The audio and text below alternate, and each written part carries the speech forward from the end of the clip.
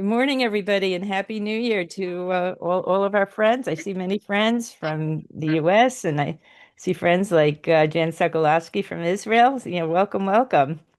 We're here today to discuss, I hope you can see it. I don't know if you can, Ken Levin's book, Dr. Ken Levin's book, The Canary on the Couch. Um, we're so happy to welcome Ken again. As you know, several years ago, Oh, we had oh, oh. If several everybody years. could please mute. Yeah, please mute if you're yawning. This is, I don't think you'll be yawning when you hear I hope not, Rich. Ken's presentation. But anyway, a couple of years ago, we had a book club with Ken's classic book, The Oslo Syndrome, which is, I don't know, was it 500 pages, like chock full of Yep. Yep. historical analysis and so, brilliant. And I had wanted Ken to come back to speak about that book again because there's so much in that book. But in the meantime, he wrote another book. Not as long as not nearly as long as the Oslo syndrome. So we still need you to come back to speak again about the Oslo syndrome. I hope you'll do that. Glad to.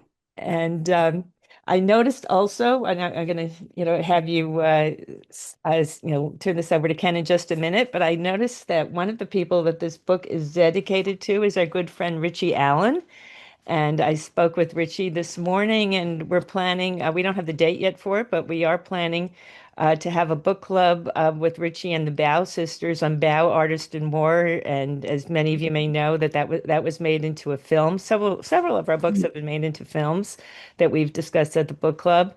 And so we're looking forward to that. We also have an upcoming book club on February 10th. I think Jackie will put the information in on that with Ilya Shapiro about what's going on in America's law schools, which is, very, very, very concerning.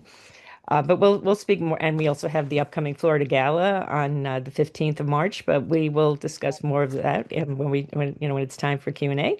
And with all that, I will turn this over to author, historian, and psychiatrist Ken Levin. Please. Well, thank you, Liz, and thank all of you for joining us today, and thanks to ZOA, of course. And the title of the book, The Canary on the Couch, is obviously an allusion to the canary in the coal mine, and that refers to miners taking the birds into the pit so that if they suddenly expire, that's a sign that there's some noxious substance about in the pit and that they better get out of there for their health or do something to address the danger. And the purpose of the metaphor, the meaning of the metaphor, is to indicate that attacks on Jews are invariably a sign of some greater rot in the society, and that the society ought to address that and not simply think of the Jews as the sole targets, sole victims of what's going on. Um, now, anti-Semitism tends to prosper or grow in societies when societies are under particular types of pressure. It could be extreme economic distress, extreme political divisions, or even external threats. And at those points, at those times, the surrounding societies may not be particularly inclined to uh, recognize the difficulty of the Jews because they're concerned with the greater difficulties of facing the society. Uh, One would expect, though, that the Jews would be very concerned about anti-Semitism, particularly, A, obviously they're the targets, and B, Jews have had the experience of hateful words becoming hateful actions, becoming murderous actions, becoming even genocidal actions. And yet, very often one sees a different reaction that Jews sort of bury their head in the sand, essentially deny the threats because the threats are so extreme, they just are eager to turn away from them and not recognize them.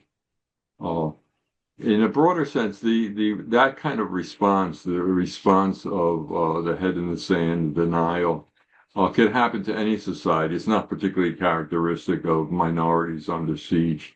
Even strong societies, if under enough threat, under enough duress, will respond that way. There are, however, different other responses to duress, responses to attacks that are very much more characteristic of chronically abused, chronically besieged minorities, or by small states under chronic attack from larger neighbors. Almost invariably, or I would say invariably, elements of those societies embrace the indictments of the haters, of the attackers, however biased, however absurd, however extreme, and seek to reform their minority in hopes of thereby placating and placating the haters and ending the siege. And this has been a recurrent phenomenon uh, among Jews under duress. And in some respects has been particularly prominent in the last couple centuries, partly because of the weakening of Jewish institutional leadership in the last couple centuries. Now, I could talk about a number of these kinds of indictments that major parts of the Jewish community would embrace and seek to reform to mollify the haters that go back 200 years. I'll only talk about two of them at this point because they reverberate in particular ways in what's going on now. One of the indictments at the time when Central European countries, which means predominantly German-speaking countries in Central Europe, and there were many, this is way before the unification of Germany, were considering extending civic rights to Jews. Anti-Semites would come up with reasons why Jews were not fit for such rights. One of them was the point that they would say, well, Jews are another nation. They're not just a religion, they're a nation. And if we extend rights with them, what's that sense? And how can we aspire to bring them into our nation when they are another one? And one of the responses was that Jewish congregations, a number of Jewish congregations, actually went to the liturgy and expurgated elements of it that refer to longing for Zion, longing for Jerusalem, to demonstrate that that they did not simply represent another nation. They said maybe 2,000 years ago we were a faith and a nation, but we've become a purely faith community at this point. And as with all of these embracing of the indictments of the haters, of the attackers, they would cast this not as simply a change or not simply something they're doing to mollify the haters. They would cast it as somehow a morally or ethically superior stance. So they would say that those who look to us, those Jews who look to Jews as a nation, are embracing an atavistic conception. And in fact, we've evolved. We've become an international, universal moral community. And our response is not simply to survive as a community, but to bring our moral, ethical message to the wider world.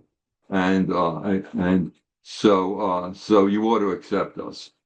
Another indictment common then by the haters was that Jews are only interested in their own, only interested in other Jews.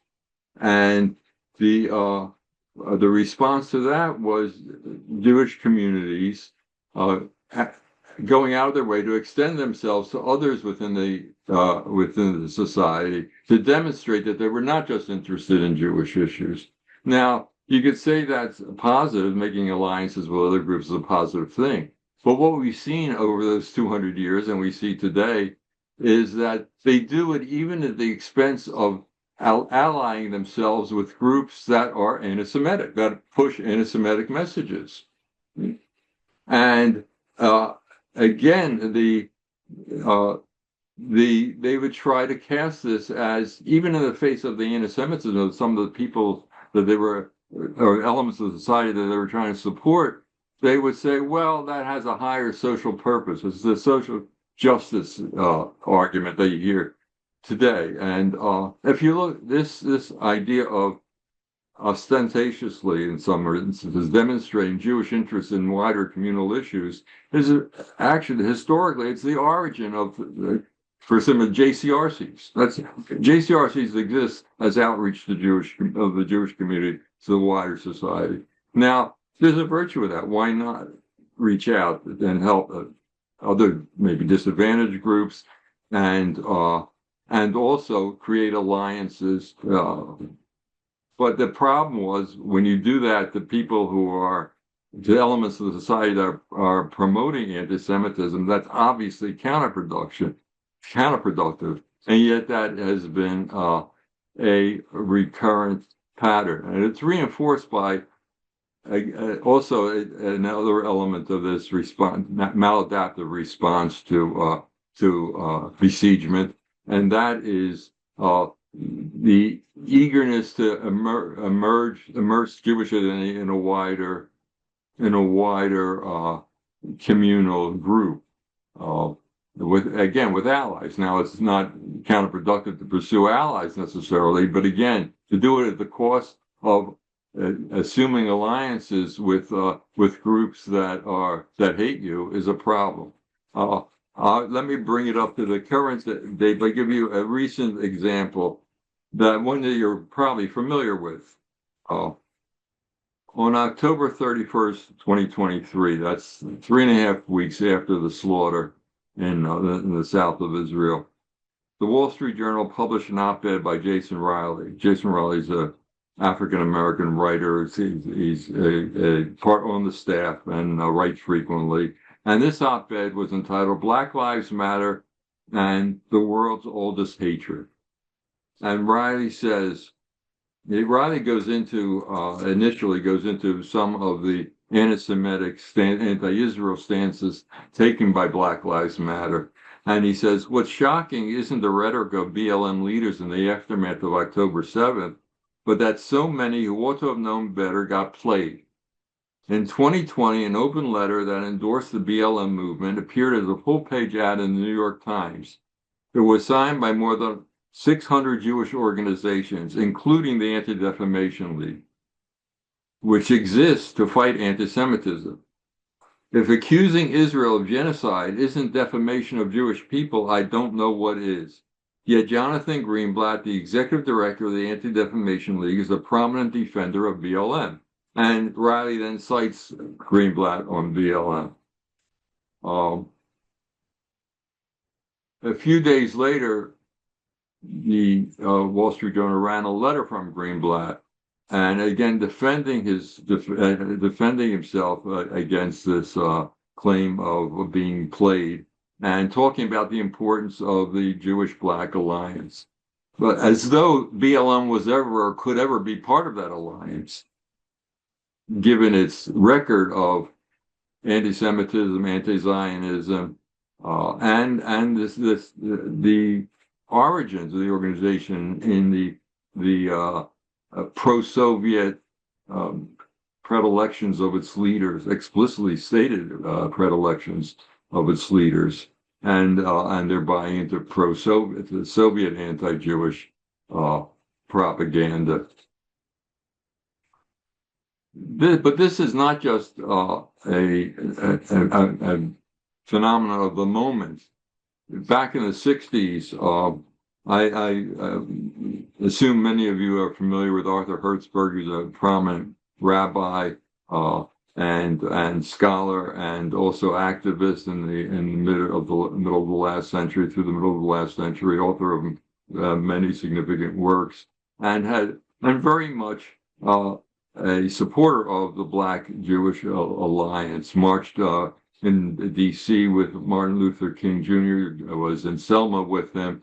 But he pointed out in the 60s how, in the context of the radicalization of the campuses against the Vietnam War and the growth of Black radicalism, that Black anti-Semitism, pulse of Black anti-Semitism exceeded that of white anti-Semitism, and yet the Jewish community, the Jewish leadership, the ADL and other organizations refused to acknowledge it. It took years for them to finally acknowledge that this, in fact, was true. And in the 1990s, perhaps you're familiar with the head of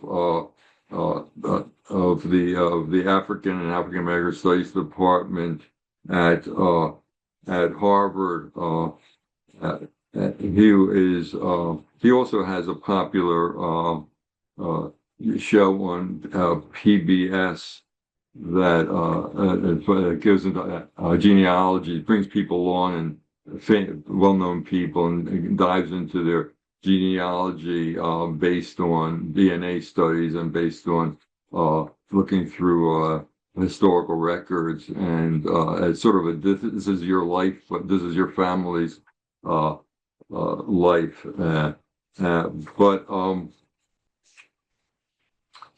he wrote several, as is Henry Louis Gates Jr. He wrote several articles in the mid 1990s talking about black anti-Semitism. He's obviously African American, and for example, he wrote in the Baltimore Sun saying the new black anti-Semitism is top down and dangerous. Well, by top down, he talks about the Nation of Islam, Farrakhan, and so forth. But top down also refers to how much they're being influenced by the anti-Semitism of the campuses, the racism of the campuses, and critical race theory, and DEI, diversity, equity, and inclusion. And he says one of the points he makes in these articles is how Jews are surprised by this black anti-Semitism coming out of the universities, and if not that surprise because it's been going on longer, Farrakhan and the Nation of Islam, but the expansion of the anti-Semitic sentiments within the black community. He refers to there's several polls that show that black anti-Semitism was twice the rate of white anti-Semitism in America. And in talking about Jews being surprised by this, he says they fail to understand that it's because of the old alliance between blacks and Jews that this black anti-Semitism has grown the way it has. He brings up an interesting point, an interesting dynamic. He says that has to be understood as a product of the conflict between two black elites. There is the new black elite coming out of the universities and also the Nation of Islam that wants to separate black society from white society. And it's fighting against the heirs, the black elites that are heir to the mid-20th century civil rights movement. And he said, what a tool for the former against the latter is to say, those blacks are allied with the Jews and the Jews are evil, and so forget about them, come to us. It's a dynamic that is significant because it has much wider application. In fact, if you talk about anti-Semitism generally, people commonly talk about how protean it is. It takes all kinds of forms, right? It can be, your Jews are communists, Jews are capitalists, Jews are rich, Jews are poor, Jews are too religious, too secular, and conflicting positions, but it's still anti-Semitic. There are two constants, though, I think that are virtually always there. One factor that makes anti-Semitism so rife is that there's not much of a downside. You can go after the Jews, and there is not a lot of pushback. And so it makes it easy to do if it's politically useful. And it's so close to the surface in Western society that it's easy to appeal to it in conflicts such as that Gates was citing between radical blacks, the separatist blacks, and integrationist blacks.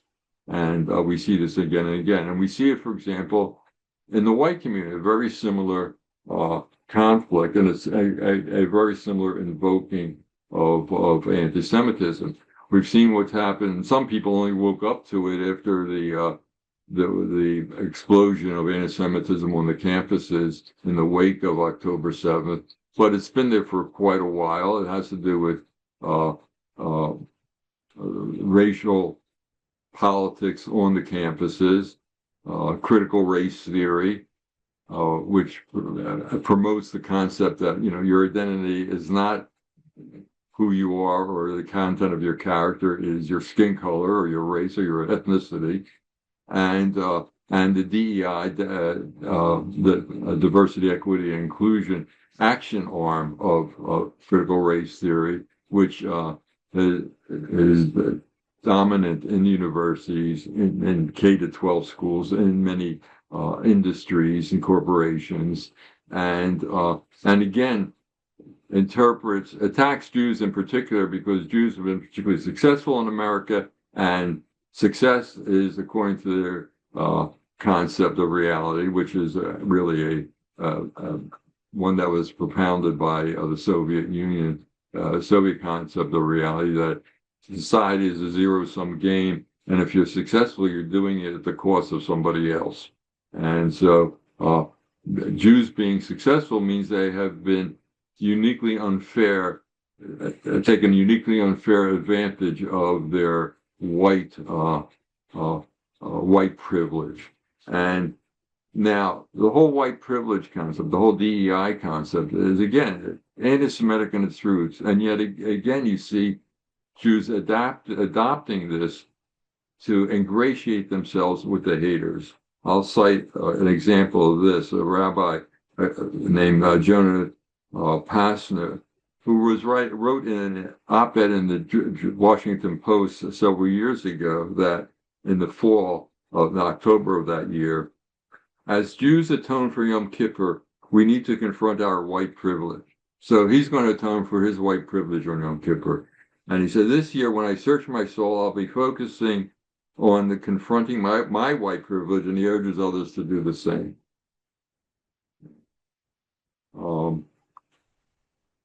I'm going to take a step back for a moment before I say some other things about Rabbi Passner, about what is the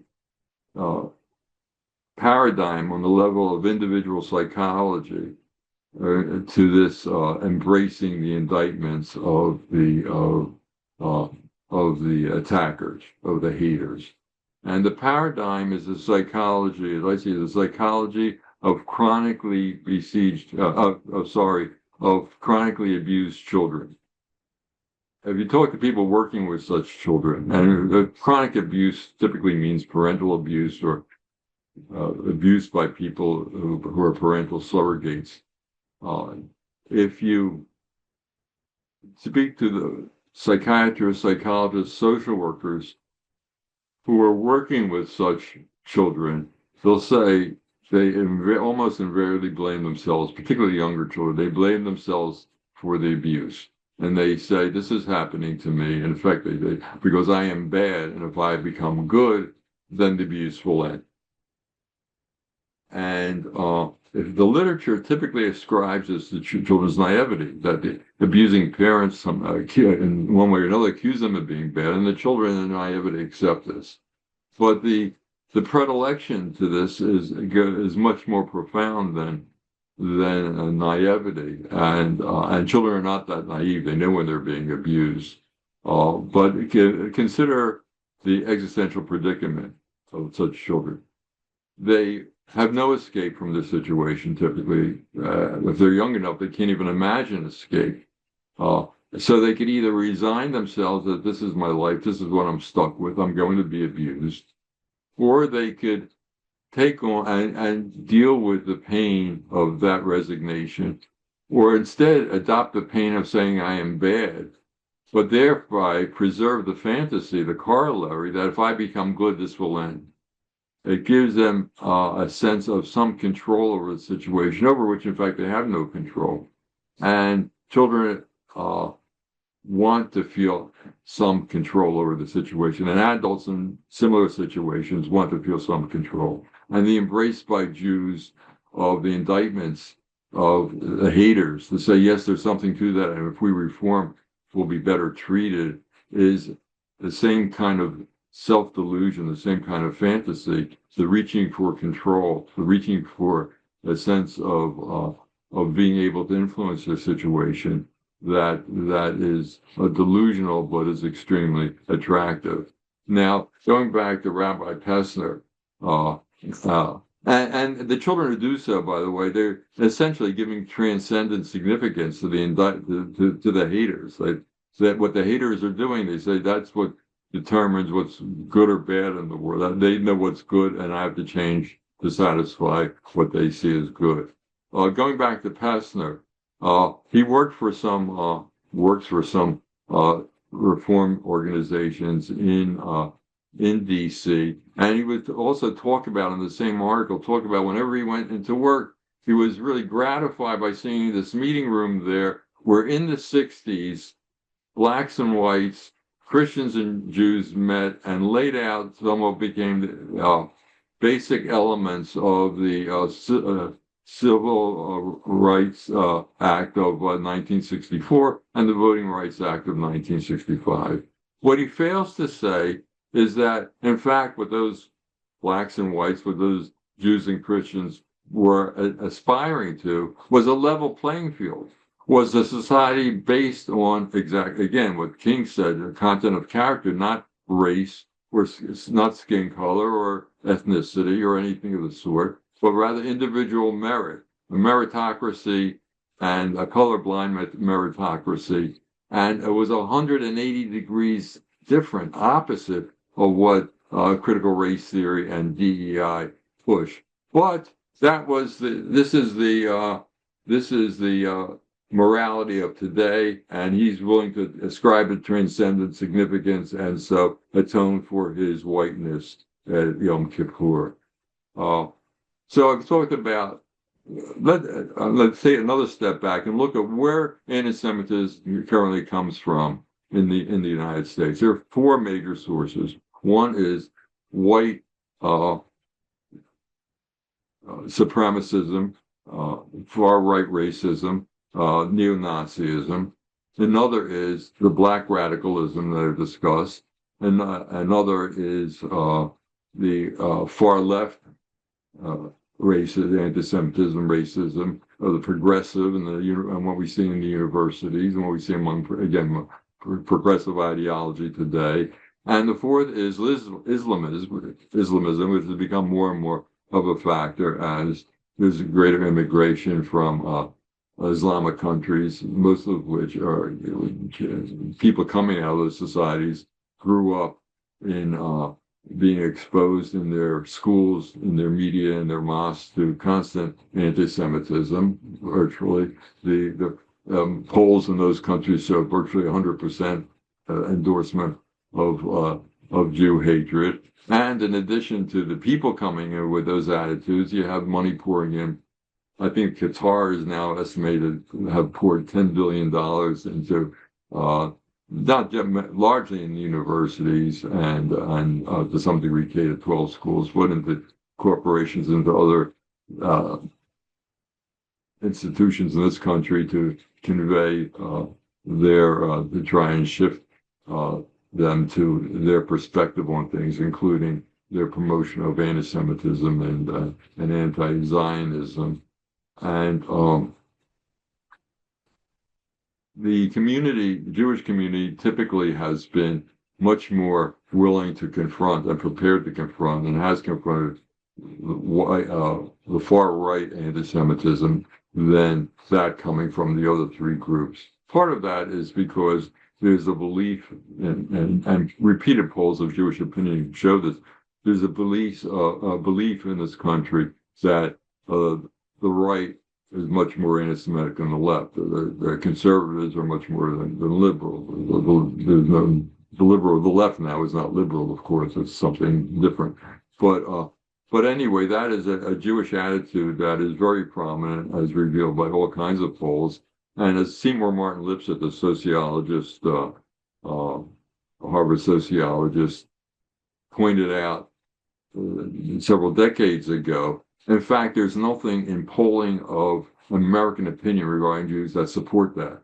There's nothing that support he sees anti-Semitism on both sides, but to say it exists more on the right and the left is not supported by polls of American Jewish opinion, and yet that is a conviction. So this embracing the indictments of the haters really has been to the other three groups. I've discussed to some degree the black anti-Semitism and the failed kind of responses to it, to white left anti-Semitism, and the Pessner example and responses to that. As far as Islamism, first of all, why consider Islam as anything but far right? But it is considered, at least within the Jewish community, something different because the left has presented as something different. The political left has presented as something different. Somehow, if you're anti-Muslim or you're anti-Muslim Islamism, somehow you're Islamophobic, and that's an attack on a group that the left has allied itself with, the Red Green Alliance.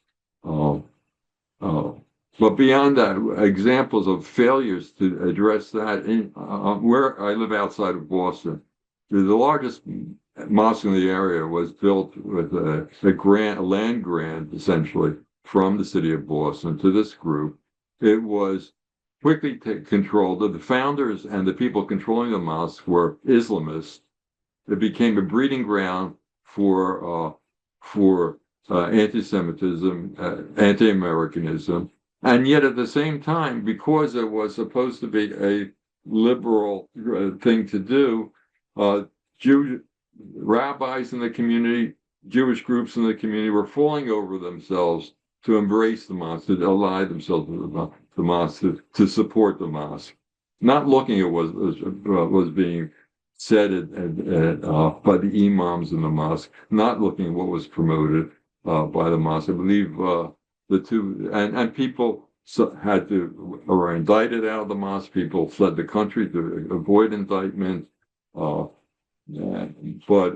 somehow the Jewish community missed this. Now, in terms of, I'd like to go to one more point in terms of this predilection to embrace the haters. Many of you know the name Max Nordau. Max Nordau was a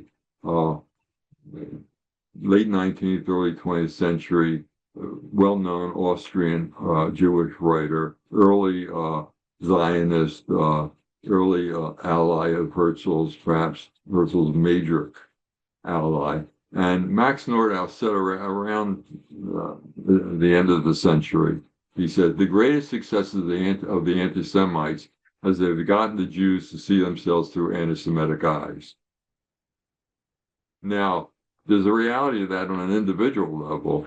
If you think of a young child going to school, young Jewish child going to school, being ostracized, perhaps being demeaned, verbally attacked, perhaps physically attacked. If he's not given a strong enough counter message at home and in the community, he will think, can very likely think, what's wrong with me? How do I extirpate the Jew from me so that I'll be liked, so that I'll be accepted? That is a self-hatred generated by anti-Semitism. Nordau could have also said that Jews, if they see themselves through anti-Semitic eyes, they're even more likely to see other Jews through anti-Semitic eyes. So you get the phenomenon of Jews exempting themselves, but saying, "Oh, I don't bear the characteristics that the Jew haters hate, but other Jews do," and often it's been across communal boundaries, so that you have German Jews, and you say the early part of the last century, seeing Eastern European Jews as the real targets of anti-Semitism, or secular Jews seeing the more religious Jews as the real targets, or socialist Jews seeing the Jewish bourgeoisie as the real targets. And this is a phenomenon, a recurrent phenomenon. And one element of it that you see today that I think is significant and unfortunately affects more people than it should. I mean, the American Jewish community is still overwhelmingly pro-Zion. pro-Zion. Uh, but there are elements that are not. And part of it is this uh, some within the American Jewish community want to blame Israel for anti-Semitism here. Now, the universities talk about, they hate anti-Zionism, and some will claim, well, we're really just against Israel, not against Jews. But that's clearly a false distinction. First of all, any anti-Zionism is also virtually anti-Semitism. Obviously, you know that as ZOA members, you know that. But beyond that, uh, beyond that, the notion that anti-Semitism in this country is secondary to anti-Zionism is disproven by anybody who looks at what really is going on in the universities and beyond the universities. Again, the white privilege argument that Jews are particularly privileged in this country has nothing to do with Israel. That has nothing to do with Israel. But the arguments, the refusal to confront the haters, the sense of we can find common ground with the haters, the sense of some Jews not being comfortable alienating the groups that they saw as allies. For some reason, they saw the left as allies. The elites with whom they identify, the academic elites, the media elites, the cultural elites, to see anti-Semitism, well, not wanting to recognize the anti-Semitism coming from that. It's easier to blame the Jews, to blame Israel, the Jews in Israel, than to acknowledge what's really going on in that regard. And that's another way in which the current situation, the elements of the community undermine the capacity of the community, of the Jewish community, to respond forcefully and appropriately to the anti-Semitism that we face, the increasingly rising anti-Semitism that we face in this country. Ken, Uh, Ken, I'm going to stop there and okay. please, Yeah, yeah, we're getting a lot of questions. So, thank yeah, you. okay, This is a great presentation, and I wanted to get people started on the question and answer. yeah, If people would like to ask questions, just please raise your hand. Either use the raise your hand function, or let us know in the chat, or write your question into the chat. We'll try to. I know we're getting a lot of questions. We'll try to get to as many as we can. And thank you. That was a great presentation. Let me quickly mention our upcoming events. Big one, of course, is our incredible Florida Gala with Leo Terrell and just a whole, Randy Fine. Just an incredible, lineup. And maybe Alan can give you more of the lineup, but that's coming up on March 15th, the Florida Gala, and I think Jackie's going to put the link for that into the chat. We also have on February 10th, Ilya Shapiro talking about the problems in the teaching in American law schools, and which is also fascinating. And I wanted to thank you for your presentation. Great presentation, and move on to some of the questions and answers. I'll have some of my own too. I think the first person to raise her hand was Julie Garber. Julie, would you like to unmute yourself and ask your question? Julie? Julie, can you unmute you're muted. You're muted. You have to unmute yourself. Julie? We can't hear you. You have to unmute yourself. Just Okay, I think it worked now. Yes? it did. It did. We can hear Okay, you. well, thank you so much. It's totally in awe of this presentation. Thank you so much. I'll ask my question quickly so that other people can ask questions. So this is where I'm coming from. I'm coming from the fact that anti-Semitism is growing. And so what have we learned? What have we learned all these years and all of the studies and all of the surveys and all of the pain?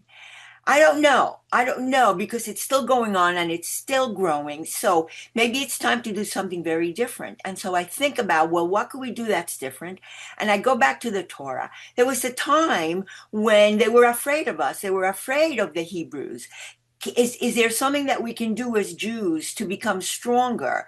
Not to be afraid. Is it the way we raise our children? Is it the way that we react? I think that it's time to do something different. Any thoughts? Well, clearly, what we've been doing hasn't worked. I mean, there are, yes, fear is a problem, and but there are many people who are willing to stand up. They have to be supported. The institutions have to support them. Again, what a lot of what we're talking about, a lot of what I'm talking about, what I have just talked about, is failure of institutions, and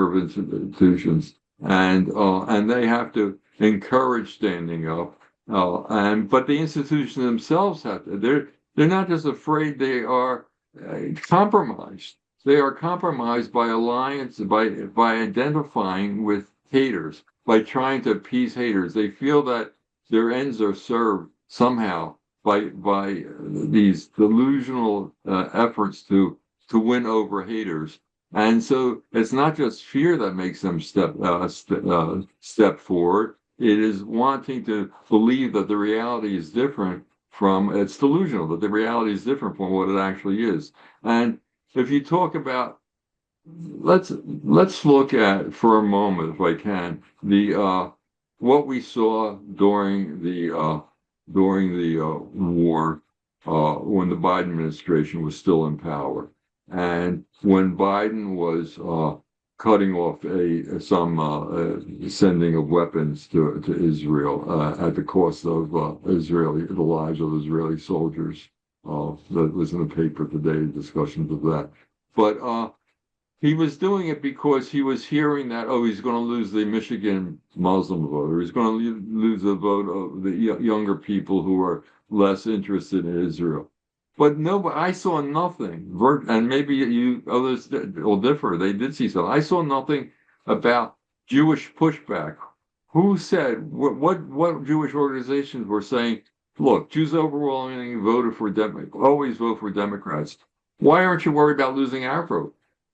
Why don't you? Where was the pushback? It was essentially cost free. It was cost free for them to worry about the Muslim vote, to worry about the vote of these young kids on campuses, and not worry about the Jewish vote. And that was a huge failure on the part of the Jewish community, but as a whole, but its leadership, its institutions.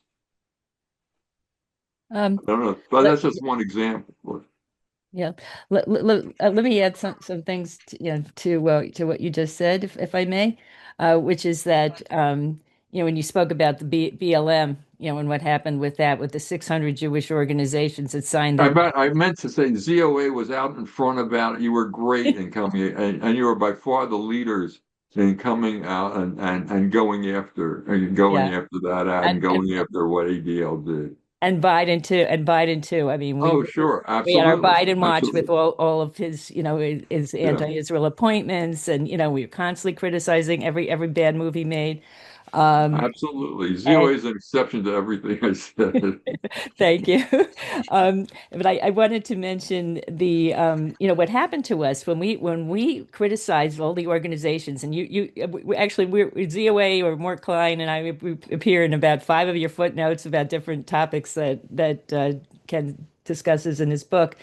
Um, when we came out against BLM because their platform, accused Israel of genocide, and it was also we pointed out that the platform is also written by Palestinian anti-Israel groups, and it was pro BDS, and we should cut off all funding to Israel. I mean, it was very very very anti-Israel platform, and the result of that was that we were hit by from multiple ends.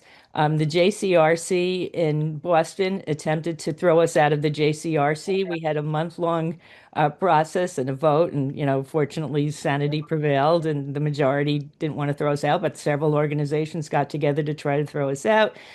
Groups like Rick Jacobs from the Reform led an effort to throw us out of the out of the Conference of Presidents. ADL hated the fact that we were criticizing their education, their pro BLM education, and pro their idea of the white that what was it, the white privilege that they were teaching in a lot of their courses. And they made a list of it, something like 30 times that we had criticized ADL, and they tried to throw us out of the conference with that. We had litigation over that. So, we have been constantly these, it's not just that the left-wing groups are doing the wrong thing, it's that and we constantly hold them to account. When we hold them to account, they try to retaliate against us, and it's really been, quite a fight. But anyway, so I'll let some other people ask their questions now. Moshe, Evan, Shosh. Oh no, I think before that we had Mr. Gurzov, Mr. Gurzov, and then Moshe. I'll call on you next. Mr. Gurzov, are you there still? Can you unmute yourself, Steve? Steve Gurzov? Can you hear me now? Yes. Oh, Yes. great. I'm also from Boston and am familiar with that mosque situation. That's where the Tsarnaev brothers from the Boston Marathon came. The question I would have for Ken is, how do we go after the individual members of the JCRCs that perpetuate this ridiculousness? They are involved in their communities, but their communities are assimilationist communities. They have conflicts of interest. How do we change our JCRCs? I've been trying with Charles Jacobs forever to do this, and they seem to re-elect themselves because they themselves are not elected by anyone in the Jewish community. They're just appointed as big donors who unfortunately have big friends and they want to stay friends with their assimilationist. I think I'm hearing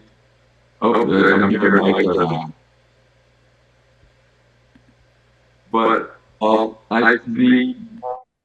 you hear an echo or can you hear me okay? Now we can hear you. Okay. The issue of money and responsibility and being able to call out or deal with leaders that people are dissatisfied with, whoever they are, and people who fail the community. I mean, many people, for example, the JCRC are supported, have very supportive. They've actually broken. There have been enough conflict that they've broken away from CJPs in recent years. But you could. I think their funders ought to be called out. I think people ought to be writing about it. The Jewish newspapers and outlets ought to be picking up on who are their funders and criticize them and put some political pressure on them. There are many people. If you look at ADL or any of these or CJPs, for example, a lot of people who might be more sympathetic to challenging communal failure, they would mindlessly give to these organizations because it's in their social, that it's been going on for generations. It's in their social circle to do so. They have to be called out. They have to be called out, and to the degree they've been publicly embarrassed, be publicly embarrassed. Yeah. Okay. Thank you. Moshe, Evan, Shoshan, can you unmute yourself? And then I guess next we have Alan Newman and Jerome Daniels. Can you hear me? Yes, Can you hear me? it's a bad connection. Can you hear me now? So. I mean, just try. Well, I'll do the better. Is this any better? Okay, I think we have to differentiate between the psychological and the political. The phenomenon of deep self-hatred was identified first by a young Jewish writer, Anton King Reich, and then Theodore Metzing wrote a book about it in 1930. He called it Jewish Self-Hate. And I believe it was Metzing who told the story of a young Jewish man who was embarrassed by his Jewish features, which the late 19th century anti-Semitism in Germany, as we know, also in France, mocked Jewish features, among them the curly hair. So this young Moshe, it's really, you have some kind of echo. Could you put it into the chat and I'll read it? And I'll turn to somebody else now. It's a really bad connection. Really I'll type it up. Okay, put it in the chat and we'll read it. Okay, and I'll go to the next person. Okay, Alan Newman. Yeah, I think you've identified some dysfunction within the Jewish community. You've identified organizations like JCRC that have been counterproductive. But I would wonder why, as you list different pathologies, why the aggressiveness or the negativity from the ZOA against organizations like APAC that are up against it, fighting for their life to try to fight against the dozens and dozens of anti-Israel, anti-Semitic candidates that are coming online. And yet we always hear Mort Klein going after APAC. I've heard him go after APAC as much as he goes after Hamas. Is that a pathology that needs to be addressed? Could I say something about that? Do you mind before I'm Ken? curious what the I'd like to hear what Liz has to say. okay. Okay. Well, first of all, we just there are times that we are ally with Apex. Certainly, when they opposed the Iran deal, we worked together with them on that. But there are things that APEC does. So the biggest problem we have with them is that they don't support Judea and Samaria. And that's very dangerous. Without Judea and Samaria, really Israel can't survive. And that it's very important that they don't take that position. And they have a lot of power, and they should be taking that position. We don't. It's a mixed bag. We work with them and praise them when they do something right, but when they do something that's a problem, we have to call it out. And that's, yeah. But Ken, please. No, I think, look, I like obviously I like what the ZOA does. I like what a lot of what APAC does. I share some of the concerns of ZOA. Yet APAC is trying to straddle a difficult position, especially today, when again it was built on promoting bipartisanship, and that's become harder and harder to do. And they don't have an easy task in front of them. I think to some degree, I think it's good that they've become more involved, not the organization specifically, but people aligned with them, people associated with them in supporting candidates. Not that I necessarily 100% agree with everyone they choose, but I think that again, it at least is an effort to have some impact and to just not be sort of onlookers. Um, uh, but I don't have much more to say to that right at this point. Um, okay, who is do we okay, who is next? Oh, Roz Barron, and then I'll see if we have that comment in the chat. Roz, you want to go ahead? I wanted to thank you for your explanation of the young child abuse because prayer, I love almost every prayer that we recite every day, but there's a prayer that says, Mipnei Chatotenu, because of our sins we were exiled. And I always hesitate to say that because it's not because of our sins, it's because Rome was strong. And yes, maybe we weren't perfect, but we weren't bad enough to get exiled. We weren't bad enough to go through the Shoah. We weren't bad enough for a lot of things. So the explanation that you gave of the abused child who would rather think that they did something wrong and they can fix it and become empowered by that, I thought was very touching, very beautiful. That's my comment. My question is, we all have many friends who are, is it okay to continue? We have many friends who are on the left or sympathetic to the left or not the haters of Israel, but I try hard to bring them to the middle, to bring them more to my side. Do you have any advice when we're trying to convince people that we love, our friends, our family, that they should be a little bit more on our side? Yeah, I think. Well, obviously you have to approach them in according to where they are and try and as a psychiatrist, I try to give messages to patients that I think not only the messages that I think they ought to hear, but the messages that I think they're capable of hearing. And in a sense, you have to do the same with these people. What are they capable of hearing? And many times, if they're seriously concerned about Israel, it's reasonable to say that why are you embracing the perspectives of people that are actually less concerned about Israel? The left is not concerned about Israel, and where you're talking about the homeland of half the world's Jews, it's going to be more than half the world's Jews. If you're really seriously concerned about protecting them, having them thrive, to say that to your friends, why would you subscribe to indictments that have very little to do with that, what Israel's actual situation is? You know, and you will see again and again people prominent in the community who are pro-Israel will still say, well, if Israel would offer anything, any compromise to the Palestinians, then they ought to, and that's a problem. Well, it's a problem because their leftist allies in this country are saying it's a problem. They're not coming from the perspective of what's Israel's situation, what they really face, and that they have nobody to talk to on the other side. They're saying it because they think that somehow if Israel makes concessions, that'll make it easier for Jews in America. And that's a totally distorted thing. And it's an immoral stance, really, because it's just putting Israel at risk for the sake of trying to cultivate alliances that don't really exist as it does in their minds.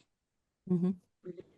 Oh, I also want to mention it's in the chat, but we also are having an event that moderated by Steve Feldman, the director of our Philadelphia ZOA chapter, on the information and cyber wars against the Jewish people and how to overcome them, featuring Jeffrey Kahn, a global strategist, with Steve Feldman is going to be moderating. And the information is in the chat if you'd like to sign up for that. So we have a lot of upcoming programs. Let me call on Jerome Daniels now, if you can unmute yourself. And I don't see, Moshe's comment yet in the chat. I don't know if he's able to type it into the chat for me to read. We just had such a bad connection. Jerome, please go ahead. Oh, so I'll end up seconding what some other people said. That anyway, the major problem or a major problem is the leadership of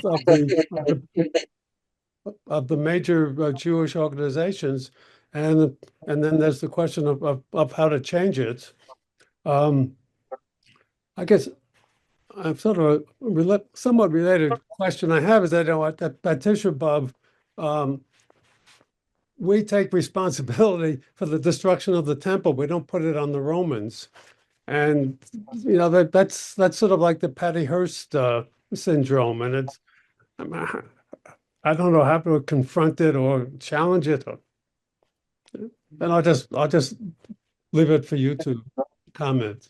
Well, yeah, the issue. A lot of people have over the years have said, well, it's the Jewish predilection to ascribe any difficulties to their falling short of their obligations, of their religious duties and religious obligations. That was the basis of exile and so forth.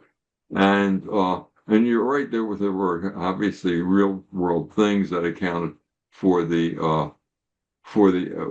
exile. But the truth is that that's not unique to Jews. Jews are more historically oriented, but even so, that's not unique to the Jews. If you read the literature of any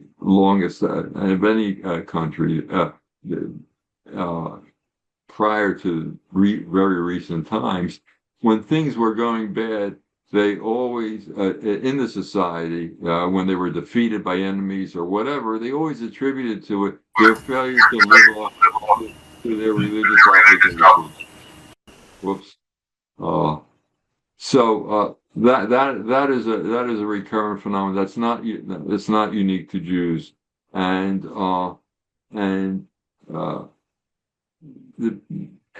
and then what I'm talking, but aside from that, there's another point here. When you're embracing the indictments of your enemies, of the anti-Semites, and say we have to reform to accommodate them. That is, in a sense, could be seen as sacrilege, because your standard then isn't what God's message is, isn't the Torah or the Talmud. Your standard then is what your enemies are saying. That's who you're trying to appease. You're not trying to appease God. You're trying to appease your enemies, which is not only delusional, it's also seen as sacrilegious. Let me, Liz, I would just go, the fellow who had trouble and was going to write to you because he couldn't hear what he was saying. Yeah. I heard him, he was referring to a fellow named Lessing.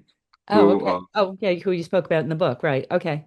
yeah, and Lessing was wrote a book called Jewish Self-Hatred published around 1930 in Germany. Yeah. The people who were writing about that, and there were a number of Jews who wrote about that, but they were often doing it from an autobiographical perspective. See, but earlier in their lives, they themselves were critical of Jews, critical of questioning themselves as Jews, and critical of the Jewish community, and then sort of outgrew it, and they're writing about it. And Lessing in the teens of the last century had, or actually maybe before World War One, had gone to Eastern Europe and was supposed to be writing newspaper articles about the terrible conditions of Jewish life in Eastern Europe because of the maltreatment of the Jews. And instead, he wound up writing anti-Jewish screeds against Eastern European Jews. And he was attacked for it by many Jews, including Freud and many others. But he was also, Thomas Mann, who was a non-Jew, attacked him for it. And it was his rethinking his biases and breaking from that, especially when he saw how Jews were treated in Germany after World War One, that changed him, and he became a Zionist. And actually, he was writing anti-Nazi material in the 30s and had to flee Germany, move with his wife to Marienbad in Czechoslovakia, and then was killed, assassinated by a Nazi squad that was sent over from Germany into Marienbad to kill him because of his but at that point he was an ardent Zionist. Such a tragedy. Such a tragedy. Yeah. Yes. Oh, well, thank you. Yeah, I actually thought I sort of heard that, but thank you. And Moshe, did that answer your question? Moshe? You just nod or put or whatever. Okay. Yes. Okay. Sort of. Okay. Sort of. Okay. Yeah, but that's what I caught him I referring to, did keep. Leslie. Yeah, I sort of caught that too, but okay. Okay, because if he has something else in there, I'm happy to read it if he puts it in the chat.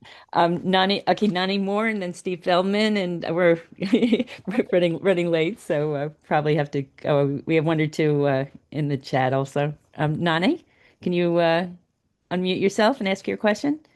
Hi, Doctor. Can you give us one thing to do for our children, our grandchildren, our religious communities that we're involved in? Just one thing that can help make people aware of their fear and help it subside just a little bit. One action, psychologically or Psychologically, the psychiatrically, main that thing can you can do do that. for your children is to do whatever you can to make them proud Jews, proud of their heritage, familiar with their heritage, know where they came from, know the richness of their heritage, and be proud of it, and everything else will flow from that. For most, it's not going to be 100%. There's still people who can be reared that way and still shrink from defending Jews and Judaism in Israel in the public square, but the odds are, if you provide them and insist that your community provides them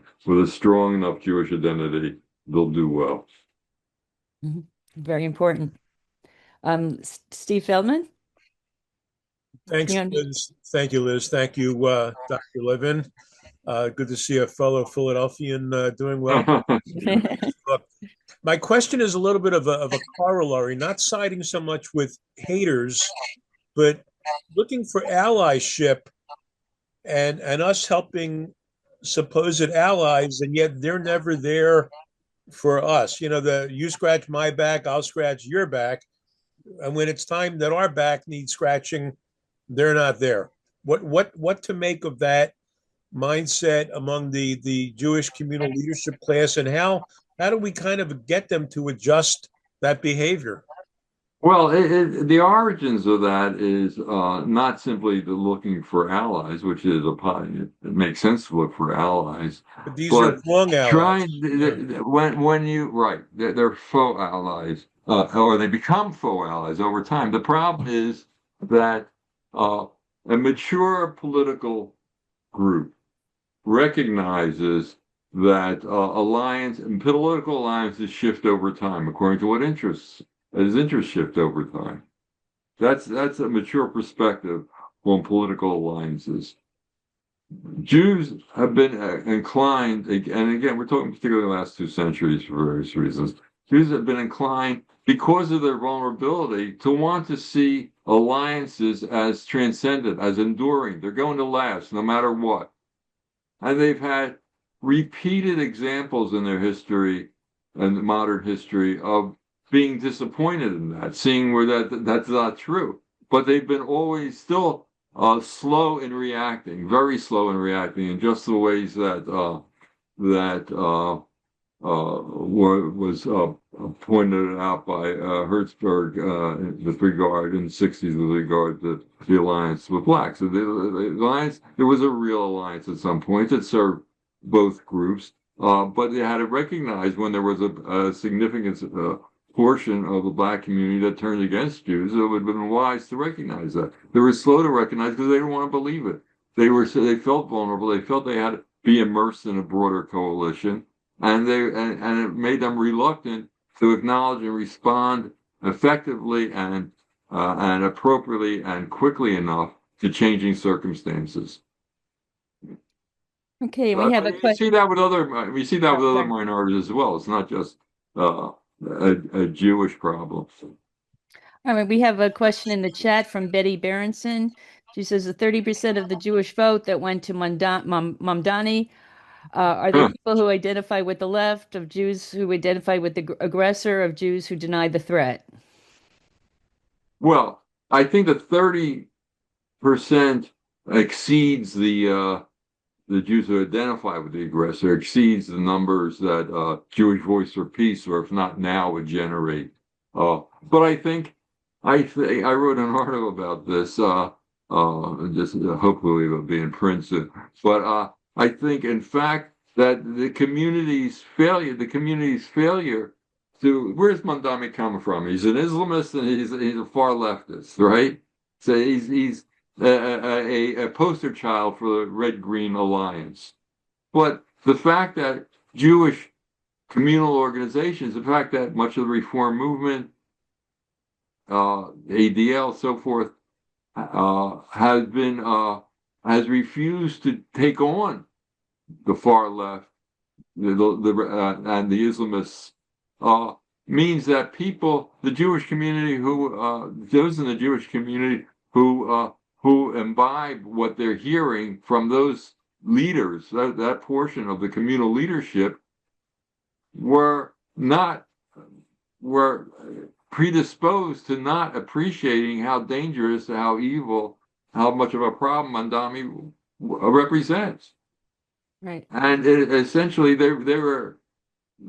accounted for part of that kind of leadership, accounted for the fact that he did manage to get 30% or 33%, a third of the Jewish vote.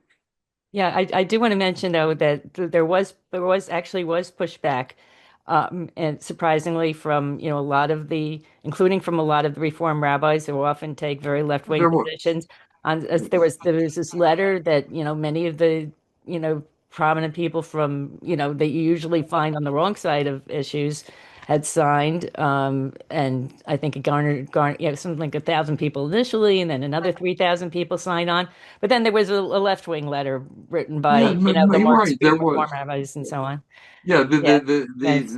but we have to look at the Yeah. failures. I mean, Yeah. Of course. right, Yeah. there were. Or ADL. So after he's elected, they established this Yeah.